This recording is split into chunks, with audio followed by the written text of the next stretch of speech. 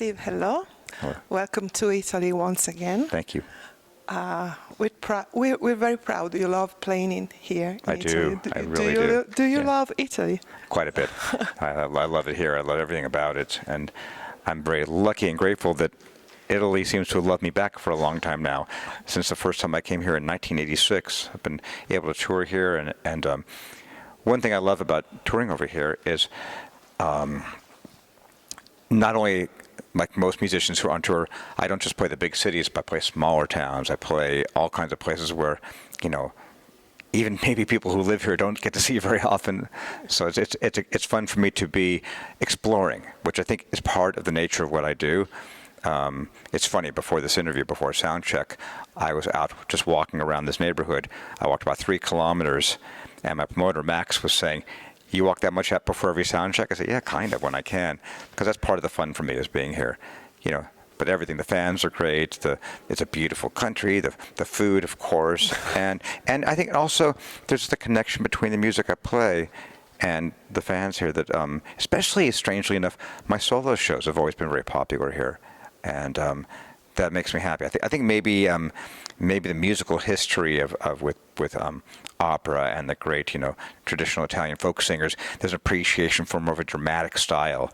And with a rock band, of course, that's great, and everybody loves a rock band, but the solo shows are almost a little more like theater in a way. Intimate with the fans. Intimate with the fans, right. You tour all over Europe too, and you love exploring. How do you like this new live dimension? I mean, small places, few people, less people, let's say. Because of COVID, you mean? Yeah. Huh. Do you still feel the vibes from the public, even if, everything is smaller in a way? Bo, you may keep talking that way, right? It's normally I would talk to you, but you prefer I talk there? Both, me and the camera. Oh, it's okay. Because it's not normal for me to say, hey, but I'll go both, okay. It's been an interesting tour. The tour is 2 weeks long, and the first week of the tour, there were very heavy restrictions about the attendance. I think it was like 30%, and the last week it moved up. So it's been. I've seen it change in my time in the 2 weeks here. At the beginning, it was strange, of course, because you'd have these big rooms with not that many people, and my ego can handle it. No problem there. And what I did was, instead of, because a lot of fans were frustrated they couldn't get in, I did 2 shows a night, which is, a lot of work. But I wanted everybody to see the show. And maybe the difficulty of, like I'm looking right now here, of chairs spaced apart. And I mean, here's a weird thing. In 2 weeks of touring, I've seen nobody standing. Everybody's sitting because they have to have people organized by distance. So I've had to get used to a seated audience always, and people not connecting in that way that you would otherwise. But the flip side is that everybody's, including me, everybody's so happy to be in this environment again. Finally. After so long. And you can feel it. When I go on stage every night, you can feel this kind of almost like excitement and nervousness and forgetting maybe how to do it. Everything about it. It feels brand new again. It's been a long time. So I've been enjoying that. I feel like an explorer on this trip. Like I know other people have toured. I'm not the first to tour, but a lot of places that I'm playing on this tour, I am the first performer. Especially from abroad. From abroad, exactly. Especially from abroad. The States. Yes, that's right. Moreover. So it's a new thing for everybody, including me, and it's exciting. I mean, one of the reasons I do what I do, besides it's my job, besides the music, besides the travel, everything else, is that I like exploring. I like being into a situation that's different every day. I have a great job because my job means it's always different. And sometimes the situations that are most challenging are the most fun because you find a solution. Like, hey, we can't have more than this many people here, and they have to sit like this, and I have to be here, and I have to bump fists instead of shaking hands or hugging, which is difficult for me. So what do I do with that? And how do I deal with an audience that has to, wear masks or all these things? It's different than it always is. That's fantastic, because you do what you like and you enjoy it, and you find new things and you explore new places, new vibes. Right. Yeah. And there's more satisfaction when it's something that's new that you have to figure out. But now tell me about your Sorry. your box decade. Tell me everything. Well, You tell me. Yeah. Or, everyone. The decade box set was an idea that I had with a record producer named Pat Thomas in America, who's done a lot of my reissues. And we were looking at my back catalog. Well, I can tell you the start of this, actually. The start was I had all these tapes and cassettes and DATs and reels of unreleased material sitting around, taking up space in my house. Analogic material.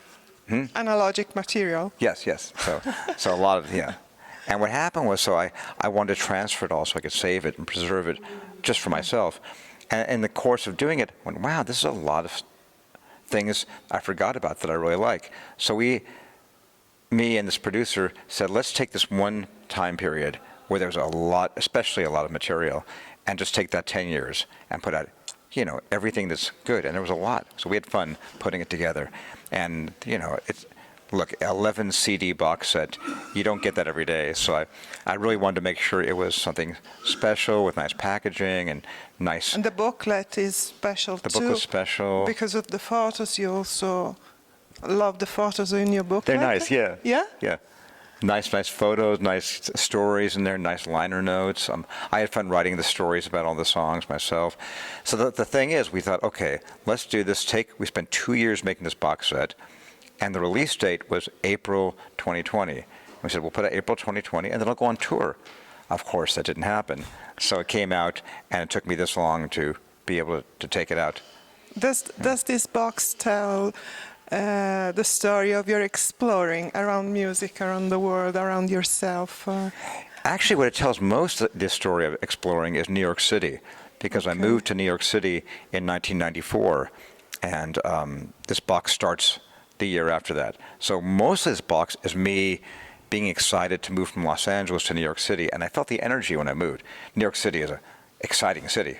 So much going on. And Los Angeles isn't a small town, but compared to New York City, it feels like it. So when I went to New York, probably my favorite city in the world. I still love it, even now.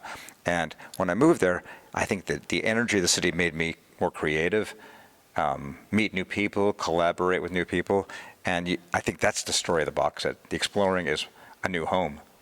That's very peculiar of you, since you started as, pick of the litter of the Paisley Underground movement, That's right. which is very LA thing. It is, yeah. Although it is, the Paisley Underground was a very LA scene, of course, with most of that scene were people who were from LA. It wasn't even like people who moved to LA, real LA natives in that scene. But we were always more into New York music.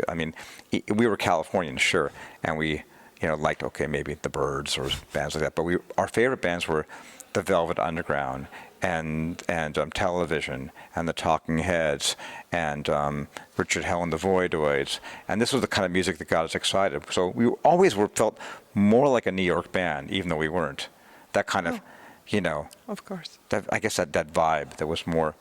We weren't all about sunshine, and waves and surfing. More underground than. More underground. Than sunshine. Yeah. Last question: If I ask you which are your 3 favorite albums of all time, so I'm not saying the best for you, just the ones that you keep in your heart.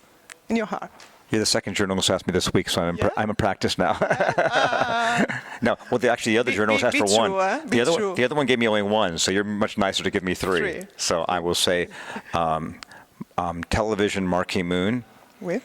the Rolling Stones' Exile on Main Street, and Sly and the Family Stone, There's a Riot Going On. Okay. So those 3. And maybe those 3, if you imagine those 3 in a giant car crash, maybe that describes my music in some way.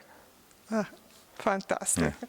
Maybe you would say there are more than you keep in your heart than 3. I suppose. If the question was my favorite 200, we'd be still here, and I could name them all. So thank you very much, Steve. Yeah, great talking to you. We are looking forward to hearing you tonight. Thank you. Thanks very much.